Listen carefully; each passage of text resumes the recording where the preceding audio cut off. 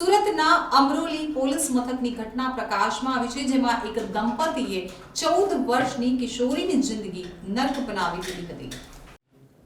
સુરતના અમરોલી વિસ્તારમાં રહેતા પરપ્રાંતીય પરિવારની 14 વર્ષીય તરુણી ભેદી રીતે ગુમ થઈ ગઈ હતી। તરુણીને બ્યુટી પાર્લરના ધંધામાં રૂપિયા 25 થી 30 હજારની કમાણીની લાલચ આપી ટૂંકા કપડામાં વિડીયો ઉતારી વાયરલ કરવાની ધમકી આપવામાં આવી હતી। બ્યુટી પાર્લરમાં 30 હજારની લાલચ આપી ટૂંકા કપડામાં વિડીયો ઉતાર્યા હતા। રાજસ્થાનની હોટલમાં દેહ વ્યાપારના ધંધામાં ધકેલી દીધી હતી। સમગ્ર મામલે અમરોલી પોલીસે આરોપીઓની ધરપકડ કરી વધુ તપાસ હાથ ધરી છે। આ સાથે જ રાજસ્થાનના ડેગાણા ખાતેની હોટલમાં લઈ જઈ દેહ વિક્રયનો ધંધો કરાવ્યાનો પર્દાફાશ કરી અમરોલી પોલીસે માસ્ટર માઇન્ડ દંપતી સહિત 5ની ધરપકડ કરી છે।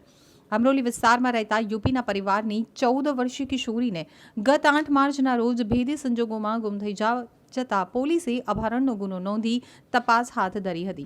પોલીસે 26 વર્ષીય મોનીરા ખાતુન ઉર્ફે જ્યોતિ સાકિલ હલદરની ધરપકડ કરી છે। મોનીરા ખાતુનની પૂછપરછમાં ભેદી સંજોગોમાં ગુમ થયેલી તરુણીને દેહ વિક્રયના ધંધો કરાવ્યાનું બહાર આવતા પોલીસ પણ ચોંકી ઉઠી હતી। પોલીસે 28 વર્ષીય માસ્ટર માઇન્ડ સૈદુલ મોલ્લા મુન્નાબ્બાર મોલ્લા સાલોમ અને તેની 25 વર્ષીય પત્ની મોહિમા મોલ્લા ઉર્ફે રિયા સૈદુલ મોલ્લા મુન્નાબ્બાર ઉપરાંત 21 વર્ષીય રાહુલ રામ સ્વરૂપ ટેલર, 24 વર્ષીય સમીર સલમ કુલૈશી અને 30 વર્ષીય આરિફ સાદિક ખાનની રાજસ્થાન ખાતેથી ધરપકડ કરી લીધી હતી। વર્નાકાર અને ડીવીઆર પણ કબજે લીધું હતું। મોહિમાએ કિશોરીને બ્યુટી પાર્લરના કામમાં રૂપિયા 25 થી 30 હજારની કમાણી છે તેવી લાલચ આપી હતી અને પોતાની સાથે મોનેરા ખાતુનની રહેણાંક રૂમમાં લઈ ગઈ હતી, જ્યાં ટૂંકા કપડામાં ઝિનલ પાસે ડાન્સ કરાવી તેનો વિડીયો ઉતારી વાયરલ કરવાની ધમકી આપી ટ્રાવેલર્સમાં રાજસ્થાનના નાગૌર જિલ્લાના ડેગાણા લઈ ગયા હતા, જ્યાં હોટલ મેનેજર સલીમ કુરેશીએ ગ્રાહક મોકલાવી દેહ વિક્રયનો ધંધો કરાવ્યો હોવાનું બહાર આવ્યું હતું।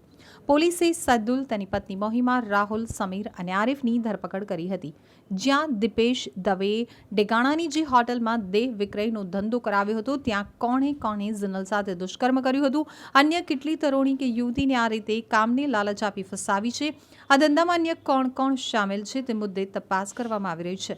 બ્યુટી પાર્લરના કામના બહાને તરુણીને રાજસ્થાનના નાગૌર જિલ્લાના ડેગાણા લઈ ગયા હતા, જ્યાં વૃંદાવન હોટલમાં મેનેજર સલીમ કુશેરીની સાંઠગાંઠમાં ગ્રાહકોએ દુષ્કર્મ આચર્યું હતું। મેનેજર સલીમની પૂછપરછમાં હોટલના માલિક ડોક્ટર અમિત ચૌધરી છે અને તેઓ ભાડેથી ચલાવે છે, પરંતુ તેની પાસેથી કોઈ ભાડા કરાર કે અન્ય કોઈ પુરાવા મળ્યા નથી। જ્યારે ઝિનલને રાજસ્થાન લઈ જઈ દેહ વિક્રયના ધંધામાં ધકેલનાર સૈદુલ મોલ્લા અને તેની પત્ની મોહિમાએ તેઓના ધંધામાં તેમના ઉપર સાહિબ સૈયદ હોવાની કબૂલાત કરી છે, જેથી પોલીસે સાહિબ સૈયદની પણ શોધખોળ હાથ ધરી છે। કિશોરીને બ્યુટી પાર્લરના કામની લાલચ આપી દેહ વિક્રયના ધંધામાં ધકેલનાર મોલ્લા દંપતી તરુણી અને યુવતીઓને તેઓના આધાર કાર્ડ પણ બનાવી આપવાની લાલચ આપતા હતા, જેથી તેઓ ક્યાં અને કોની પાસે આધાર કાર્ડ બનાવતા હતા તે અંગેની પણ તપાસ શરૂ કરી દેવામાં આવી છે। તો બીજી તરફ મહત્વની બાબત એ છે કે ઝિનલનો ટૂંકા કપડામાં જે મોબાઈલમાં ફોટો પાડી વિડીયો ઉતાર્યા હતા તે બગડી ગયો હોવાનું સૈદુલ મોલ્લા રટણ કરી રહ્યો છે। હકીકત એવી છે કે અમરોલી પોલીસ સ્ટેશન વિસ્તારમાં એક સગીરા કે જે ધાગા કટિંગનું કામ કરે છે તે ત્યાં એના કામ ઉપર ગયેલી હતી અને એ દરમિયાન એનું અપહરણ થયેલાની હકીકત એના મધરે અહીંયા નોંધાવેલી એમ, અને એ ગુનાની તપાસ દરમિયાન પોલીસને એવી હકીકત મળેલી કે આ જે ભોગ બનનારી જે છે એને અનૈતિક દેહ વ્યાપારની જે પ્રવૃત્તિ જે છે એમાં ધકેલવામાં આવનાર છે, જેથી કરીને પોલીસે તાત્કાલિક આ કામે ત્યાં રાજસ્થાન જઈ અને ત્યાંથી આરોપીઓ અટક કર્યા। એમાં એક જ્યોતિ નામની એક મહિલા જે છે કે જેનું સાચું નામ જે છે એ મોનીરા ખાતુન છે ખરેખર એમ। આ જ્યોતિ જે છે એ આજથી 6-1 મહિના પહેલાં જ્યારે બરોડાથી સુરત આવતી હતી અને એ જ વખતે આ ભોગ બનનારી જે છે એ એના માતા પિતા સાથે આવતી હતી। એ વખતે રેલવેમાં એમનો કોન્ટેક્ટ થયેલો એ બંનેનો અને એ વખતે એમને મોબાઈલ નંબરની આપ લે કરેલી એમ, એ કરી અને પછી આ જે ભોગ બનનારી જે છે એને વિશ્વાસમાં લીધેલી એમ કે હું તને બ્યુટી પાર્લરનું કામ અપાવીશ તો તને વધારે પૈસા અપાવીશ, આ રીતે એને વિશ્વાસમાં લઈ અને એનું અપહરણ કરી અને અહીંયાથી રાજસ્થાન લઈ ગયેલા અને ત્યાં એને પછી આ જે ભોગ બનનાર જે છે એની સાથે અને ત્યાં જે બીજા એના મળતિયા માણસો હતા એમની સાથે દેહ વ્યાપારનું કામ કરાવેલું છે એની સાથે। અત્યાર સુધી કેટલા આરોપી પકડાયા છે અને શું લાગે છે આની પાસે? અત્યાર સુધીમાં કુલ 5 આરોપીઓ પકડવામાં આવેલા છે અને આ જે આરોપીઓ જે છે એમની એમો એવી છે કે એ જ્યારે કોઈ પણ ભોગ બનનારનો સંપર્ક કરે ત્યારે પોતાનું હિન્દુ નામ ધારણ કરે છે અને ખોટું નામ ધારણ કરી અને પોતાની ખોટી ઓળખ આપી અને ભોગ બનનારના વિશ્વાસમાં લેતા હોય છે અને એને લાલચ આપતા હોય છે ભોગ બનનારને પૈસા બાબતની કે નોકરી બાબતની એમ. તો સાહેબ હવે તપાસની અંદર બીજા આ લોકોએ કોઈ ભોગ બનનારને આ રીતે કર્યું છે કે નહીં તપાસ કરી? અત્યાર સુધીમાં આ જે ભોગ બનનાર જે છે એમાં પોલીસ આપણે હૈદરાબાદ જઈએ અને ત્યાંથી પણ આરોપીઓને લઈ આવેલી છે અને એ સિવાય આ ગુનામાં બીજા કોણ કોણ આરોપીઓ સંડોવાયેલા છે એ બાબતની હાલમાં ઊંડાણપૂર્વક તપાસ ચાલેલી છે. આ કામે જે આરોપીઓ પકડાયેલા છે એ હાલમાં રિમાન્ડ ઉપર છે.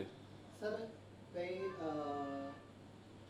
અન્ય જે રાજસ્થાન ખાતે આવેલી હોટલની અંદર પણ કઈ સગીરાને લઈ જવામાં આવી હતી અને ત્યાં પણ કઈ 15 લોકો દ્વારા સગીરાને સંતોષવામાં આવી છે. શું છે આ કામની જે આરોપી જ્યોતિ જે છે કે જેનું સાચું નામ મોતીરામ ખાતુન છે એને અગાઉ ત્યાં રાજસ્થાન ગયેલી છે અને એને ત્યાં અગાઉ રાજસ્થાન આ રીતે દેહ વ્યાપારનો ધંધો કરેલો છે આ જ હોટલમાં એમ, જેથી કરી અને એ જે હોટેલ માલિક જે છે એને પણ આપણે અટક કરવામાં આવેલો છે અને આ જે હોટેલ માલિક છે ત્યાં પણ આ જ પ્રવૃત્તિ કરે છે ગેરકાયદેસરની.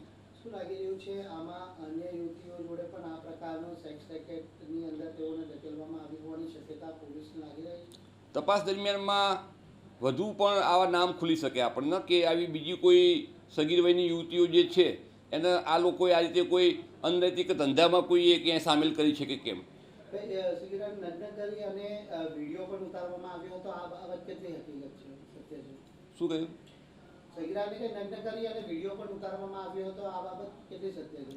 નહીં, નગ્ન વિડીયો તો નહીં, પણ એના જે છે સગીરા એને ટૂંકા કપડાં પહેરાવવામાં આવતા હતા. આ જે આરોપીઓ જે છે એ સગીરાને ટૂંકા કપડાં પહેરવા આપી અને ફોટા પાડતા હતા અને એમ કહેતા કે આ જે કપડાં જે છે ટૂંકા કપડામાં એમાં તો ખૂબ જ સરસ લાગે છે, આપણે એમાં વિડીયો ઉતારીએ, ડાન્સ કરીએ.